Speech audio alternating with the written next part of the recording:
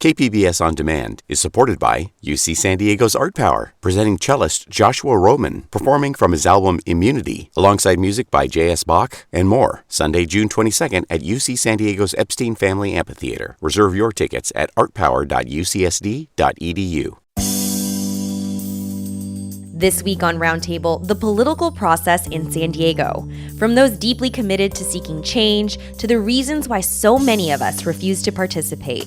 We look at both sides of this coin from one of the city's most diverse and often underrepresented neighborhoods. I'm Christina Kim, and this is KPBS Roundtable.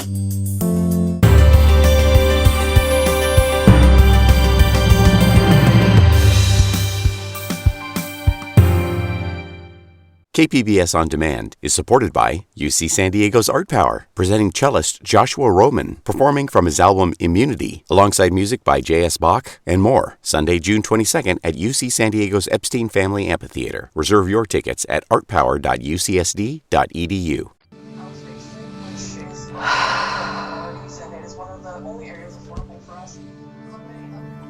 Hello, council members. Thank you for having us. I'd like to say that 1 minute is unjust after 40 years of struggle, and I ask the council president to make exemptions for folks reading comments for others and to be lenient with time. We'd like to acknowledge and uplift the residents of Barrio Logan. It's because of their irrepressible spirit and continual struggle for environmental justice that we're here today. So we're asking council to stand with community today to approve this plan as it is, unanimously and swiftly, without any exemptions for industry. Thank you very much. 40 years of struggle, and you can address the city council for a minute. Doesn't feel right. The story of Barrio Logan, one of San Diego's oldest neighborhoods, is one of continuous struggle that overlaps multiple generations. By now, you might know about the air pollution the neighborhood faces in the shadow of the Coronado Bridge. It was brought about decades ago when construction of the 5 freeway split Logan Heights into 2 largely Latino communities, making them neighbors to big business and industry at the Port of San Diego. But its story is also one of community resistance. Ana Ramirez is a photojournalist at the San Diego Union Tribune, and she tells that story in her new documentary, Que Viva el Barrio, which we heard a snippet of at the top of this segment. And Ana joins us now for more. Welcome, Ana. Hi, thanks so much for having me. Thank you so much for being here. So the first community voice we hear in your documentary is Julie Corrales of the Environmental Health Coalition. Why did you choose to lead with her voice? I feel like it just was a natural fit. Julie, she's a resident, she's an advocate, and she's been really involved in changing policy in the community, including the Barrio Logan community plan update. And also in that opening scene, you see her mixed emotions. When we first started the day, she was really positive and excited. And then she learned that she and other residents would only have a minute to speak during the city council meeting. And she was upset by that, and she reached out to city council trying to see if there was an exception, and it just didn't work out. But just like anything, she adjusted, and you see that. Right, that line really stuck with me. She says, it's been 40 years of struggle. It seems like I should get a little more time. And I think in some ways you introduce her as a way of kind of setting the scene. So for those who haven't seen the documentary, how would you summarize it? What is the story that you really tell from beginning to end in that 20-minute documentary? The documentary is about Barrio Logan and how for decades industry and homes have coexisted in this neighborhood, which is a predominantly Chicano community. So I spoke to residents who have been fighting for decades, trying to change those policies that would minimize industry in the area to help create a less polluted community. You're relatively new here in San Diego. What drew you to tell the story of Barrio Logan's 40-year fight? And how do you think, kind of being new here shaped how you approach the story? So I came here about 7 months ago from Austin, and a big part of my coverage area is covering the Latino community. So I wanted to learn more about Barrio Logan. So the first thing I did, was just go out and start exploring and talking to as many people as I could and just trying to get to know the area. And being new here, I hadn't seen a neighborhood like this. There are people fishing at the pier right next to shipbuilding industry. Big rig trucks are plowing up and down the street, passing Perkins Elementary School. And, you see smoke billowing from facilities behind people's homes. So I wanted to find out why and how could this be possible? Yeah, I want to talk to you more about that history, but something you really focus on, of course, is the pollution. Barrio Logan is one of the most polluted communities in California. In your documentary, we actually hear from residents who believe cancer and asthma are some of the health problems that disproportionately affect them because they live in Barrio Logan. And we also hear about the smells. Let's take a listen to your documentary. We're going to hear from Miguel Espinosa, a resident manager for a senior apartment complex, as well as Barrio Logan resident Maria Corral. What I'm doing is I'm notifying all my tenants about this smell. Too bad the smell can't go through the lens right now because it is terrible out here. Buenas tardes, ¿cómo está? Bien, aquí ya sabe, trabajando. Mire, le estoy dejando una notificación aquí para... ¿Usted huele el olor que pasa por aquí? Dios, está muy feo. Very bad. Very. Está muy feo, no se aguanta ese olor. Muy, very bad. No, se siente como que se quiere vomitar o con... Sí, she muy gets feo, sick, duele la cabeza. headaches, final vomit, type.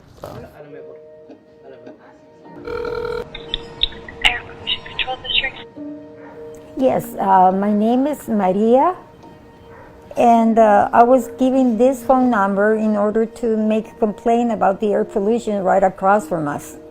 Okay, what is the name of the building? During summertime, I'm not exaggerating, it's like you put a death or 2 or 3 dogs inside a plastic, and then the sun boils them, and that's the kind of smell we get. It's unbearable. And it comes from outdoors, inside. So most of the time we have to be locked in. Windows closed, because you don't know when the smell is going to invade.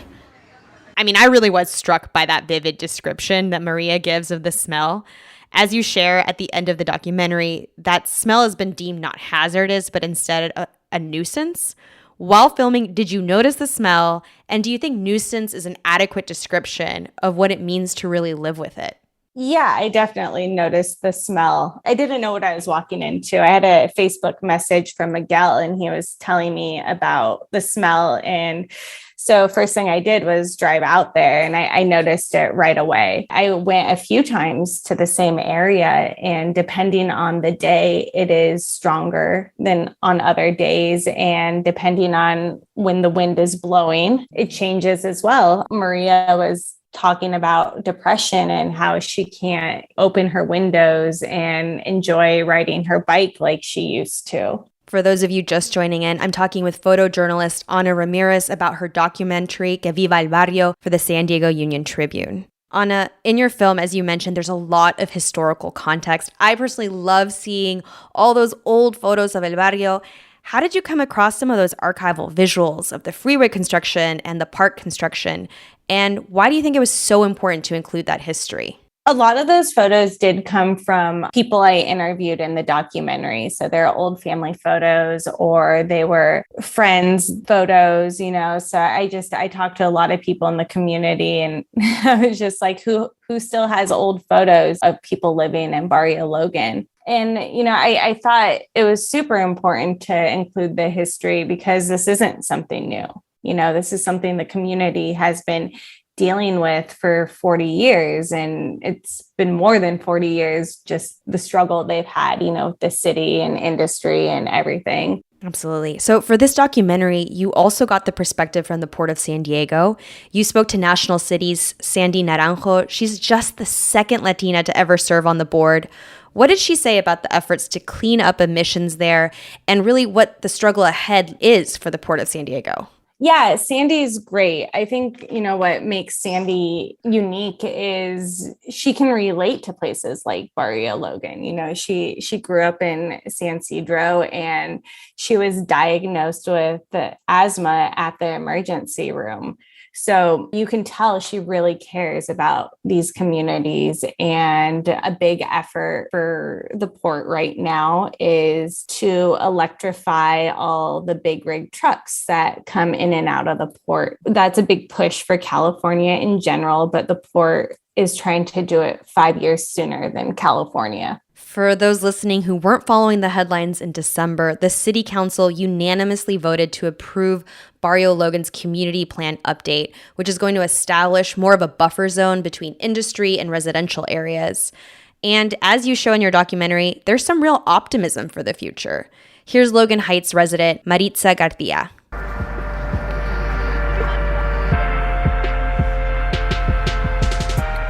As negative as pollution is, there's just so much positive in our lives. This is my first child. I think something that's fueling me to want to change all this, because I do want it to change for my kids. I don't want them to have to be in so much pollution. They'll have a better chance to live in a healthier neighborhood if we keep fighting now.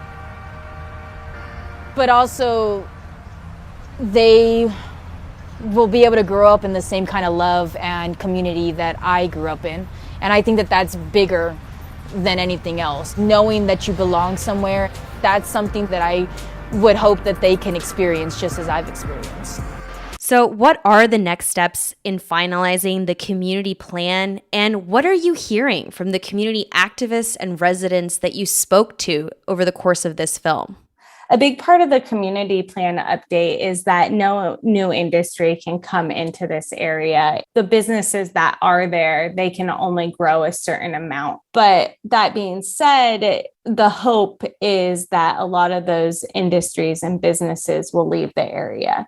And after that, people can build homes in that area where the businesses were. But if you watch the documentary, one of the things that Julie says is the fight is not over. Yes, this is a huge win for the community, but there is, the whole issue of gentrification. And now that they're cleaning up their community, there is worry. Will the residents of Barrio Logan still be able to afford to live there because of the rise in rent? Something that really struck me about your documentary is just the sounds and the time you have to tell a story, which is something you don't often get to see in, say, traditional TV news.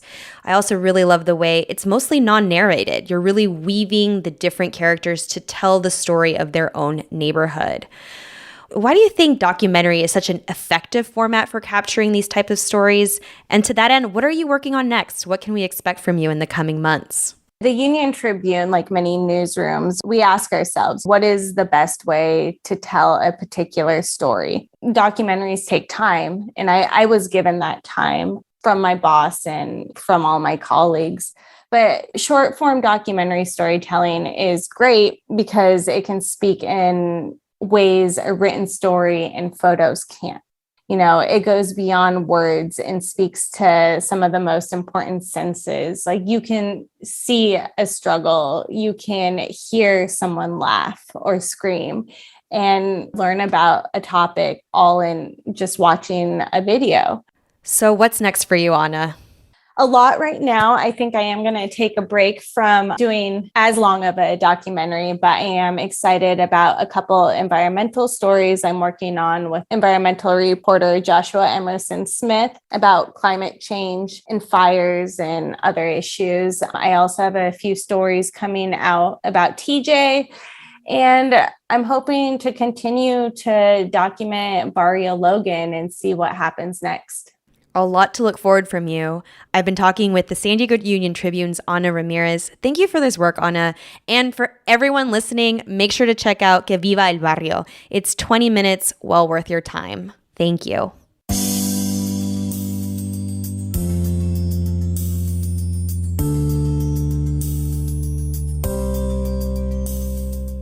KPBS On Demand is supported by UC San Diego's Art Power, presenting cellist Joshua Roman, performing from his album Immunity, alongside music by J.S. Bach and more, Sunday, June 22nd at UC San Diego's Epstein Family Amphitheater. Reserve your tickets at artpower.ucsd.edu. Anna mentioned the work being done to electrify some of the heavy machinery used at the Port of San Diego.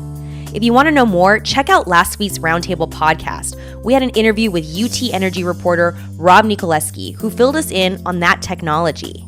It's all part of reducing emissions in port areas, because port areas emit a lot of greenhouse gas emissions. And the reason why is because, generally speaking, they use diesel fuel. So when you've got all that diesel fumes, that really affects places like Barrio Logan and also National City that are right next to the port. And they've had traditionally for a long time had a lot of problems with particulate pollution, air pollution, and that leads to all kinds of health issues like greater incidences of asthma. Want some more Barrio Logan? Barrio Logan is also getting some national attention this week. A story on Chicano Park's history is included in the New York Times California Today newsletter. The park is celebrating its 52nd anniversary this weekend.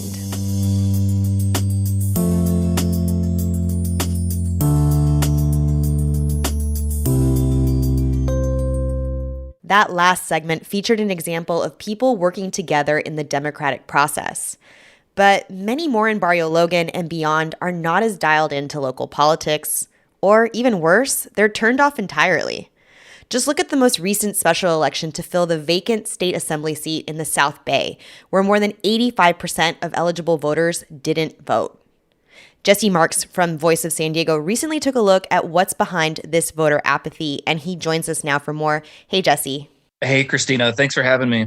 So what do the numbers tell us about who, or more importantly, who didn't take part in this month's special election? Well, unfortunately, the numbers tell us that the vast majority of people who live in the 80th Assembly District didn't take part. In fact, if you did vote in the April 5th election, you were actually in the minority. The last time I checked, it was a mere 13% turnout among eligible voters. So what I did on the morning of the election was spend a couple of hours walking around. And honestly, I had trouble finding anyone who actually did vote. Most didn't even know that there was an election taking place. Most didn't know who the candidates were. Most said they didn't have time to even think about it. And some just flat out said they didn't care. When I pressed people for their justifications, they said the problem was that elected officials come and go, but their lives don't improve all that much. They believe that wealth is just flowing to the top while they and their friends and their families consistently hustle to get by. So essentially, they've intuited that the government doesn't exist for their benefit, and it doesn't matter who's elected because it won't change much long term. You spent election day in Barrio Logan, one of the communities in the 80th Assembly District. Why did you want to explore this topic, these questions in Barrio Logan? What makes Barrio Logan an interesting case study, especially since the 80th Assembly District extends all the way to Chula Vista and the border? Why Barrio Logan? Couple of things made me want to explore this topic. For starters, having been told my entire adult life that the next election is the most important one ever, and you need to plug your nose and pick one of the candidates, I understand instinctively why people would be turned off by that lesser of two evils argument by essentially saying you need to vote for one candidate because the other is so much worse. And as true as that might be, it effectively turns the democratic process into nothing more than damage control. And so I think that argument doesn't necessarily leave you feeling very hopeful about the future. There's no real vision to it or ideology.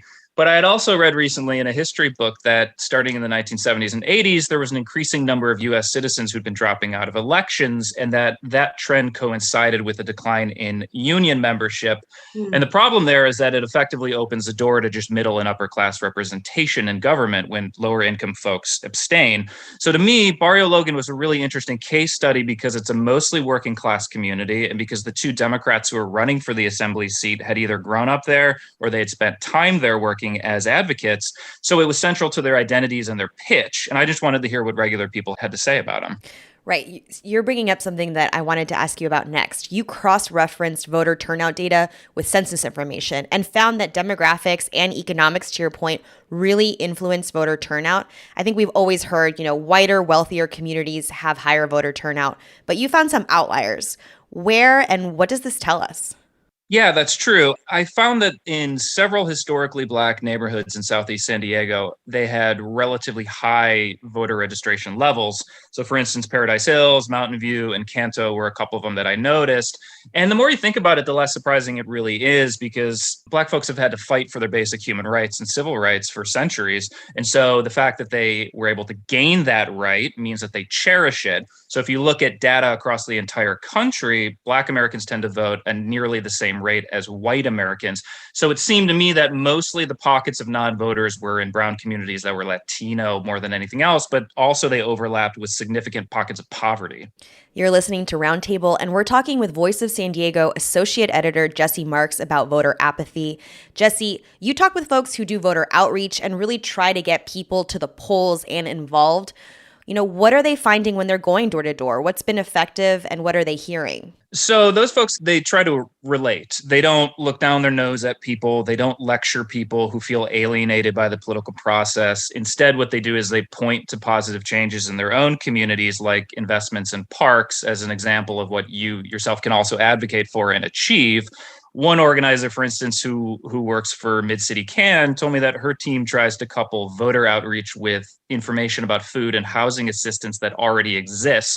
So that way you're approaching someone not just from the question of, hey, do you want to vote, but also here's what's at stake for you and here's what's available to you, so you're less likely to be dismissed. You also looked into National City, which is another South Bay community. They recently had a rent control measure in 2018 that failed by fewer than 200 votes. What does that say about the importance of these more local down ballot issues that so few people are paying attention to, it seems? Yeah, exactly. I think down ballot issues are extremely important in that oftentimes they're only decided by a handful of voters, maybe a few hundred, a few thousand, but even as little as a few dozen. Interestingly, though, when I was going around talking to people about why they didn't vote or why they were on the fence about voting in general, the thing that kept coming up was down ballot issues and specifically ballot measures. So as dissatisfied as people might be with the legislative process and with certain political personalities, they see the ballot process as a kind of direct democracy. It's open, of course, to manipulation and spin, as any campaign is, but it is at the very least a way for regular people to obtain some actual control over the political process rather than just casting off a vote for one candidate or another and hoping that you don't get duped. So a lot of people have probably heard the slogan, your vote is your voice. But for some, silence speaks even louder in their opinion. You spoke with some folks that said they're not voting because it's a form of protest. What are the reasons that you heard? Yeah, so some folks who view not voting as a form of protest, they told me specifically that they were turned off by the kind of sports spectacle of campaigns. They'd invested themselves emotionally in elections for years and had been disappointed. So they'd come to the conclusion that the differences between the Democrats and the Republicans, the two major parties, aren't actually all that great in the end, because again, nothing about their lives, their material interest, their social interest changes over the long term. Wars continue on autopilot. Income inequality is still severe. The US still doesn't have a universal healthcare system, those types of things. So they would rather wait until a candidate comes along who seems to be genuinely interested in fixing those problems. Otherwise, they feel complicit in the status quo. As you showed, not voting doesn't mean that they're not active in their communities. What did you hear about what people think is going to bring actual change beyond voting? And more to that, what does that tell us about the political moment that we are all living in right now? Yeah, totally. Most of the people told me they would rather engage in charitable acts on the local level. One grocery store worker I spoke to mentioned to me that after the Black Lives Matter protests in summer of 2020, he started channeling his own energy into mutual aid work. So he essentially gathers up and delivers free food to San Diegans who are in need of it. And he views that as more important than voting because it has an immediate effect on someone else and he can see it with his own eyes. He acknowledged to me at the same time that some of our biggest problems like climate change, homelessness, will definitely require a massive response from people and from the government. The government needs to lead those efforts because no individual can solve them by themselves. So while distributing food gives him a certain sense of meaning and a purpose, and it makes him feel like he's part of something bigger, he also wants to practice what he preaches. So I'm thinking, audiences listening right now, what are our takeaways from what you learned? How are people going to become motivated to participate in the electoral process in order to grapple with these big systemic issues that you're outlining? Sure. That's the main dilemma here, which is that people feel alienated by this process and that individually casting off a vote won't really solve anything. So instead, what I heard time and time again from people is that you need to view politics as the mass mobilization of folks who are similar to you, and that you need to put pressure on public officials. And so voting is only one aspect of that. It has to be coupled with a sense of solidarity, whether that's membership in a certain group, whether that's charitable acts. It all has to add up to something bigger, because by yourself, you can't accomplish that in your living room. You need to be tied to other people, and you need to be putting pressure on the government in order to make bigger systemic changes. And so the voter apathy that I kept hearing from talking to dozens and dozens of people is both a product of government failures, but it also sustains and reinforces government failures. And that's the dilemma we're faced with. We have a midterm election this year and a primary in June. When you were in Barrio Logan during the special election earlier this month, did it seem like anyone was looking ahead to what's happening later this year? No, that's a good question. I mean, we have to be honest. Special elections and primaries also always attract fewer numbers of people because they're not paying attention. And oftentimes they don't even know. But everyone knows that there's a presidential election every 4 years. There's a congressional election every 2 years. And so a lot of people do put their energies into that. And I was hearing from folks on the ground, I don't have the time for this special election, but tell you what, I will do some research on my own when the November general election rolls around. And so I don't have a crystal ball. I can't tell what the turnout is actually going to be over a couple of months from now. But what I can tell you is that more people do put their energies into that. And if they're going to be dissatisfied and they're not going to be eager and engaged and enthusiastic about who the candidates are, don't be surprised if the turnout is low as it always is. I've been speaking with the associate editor at Voice of San Diego, Jesse Marks. Thanks again, Jesse. Thanks, Christina.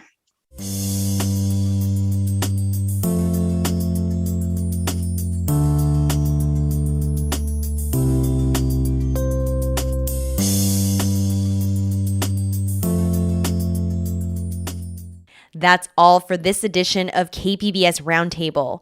Thank you to our guests, Ana Ramirez from the San Diego Union Tribune and Jesse Marks from Voice of San Diego. If you missed any part of our show, you can listen anytime on the KPBS Roundtable podcast. I'm Christina Kim. Join us next week on the Roundtable.